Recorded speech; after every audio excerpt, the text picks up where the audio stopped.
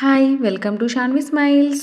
Wait తగ్గాలి అనుకున్నప్పుడు డిన్నర్‌కి ఏం తినాలి అని చాలామందికి కన్‌ఫ్యూజన్ ఉంటుంది కదా! ఇప్పుడు ఎలానో వింటర్ సీజన్ స్టార్ట్ అయింది కాబట్టి ఇలాంటి కూల్ క్లైమేట్‌లో వేడివేడిగా ఇలాంటి సూప్స్‌ని హెల్తీ వెర్షన్‌లో చేసుకొని మనం తీసుకుంటే చాలా లైట్‌గా ఉంటుంది. ఇంకా వీక్ డైజెషన్ ఉన్న వాళ్ళకి కూడా చాలా తేలిగ్గా అరుగుతుంది. ఈ స్వీట్ కార్న్ సూప్ కోసం నేను సన్నగా కట్ చేసుకున్న అల్లం, వెల్లుల్లి ముక్కలు, వెజిటబుల్స్ ఇంకా స్వీట్ కార్న్ తీసుకుంటున్నా.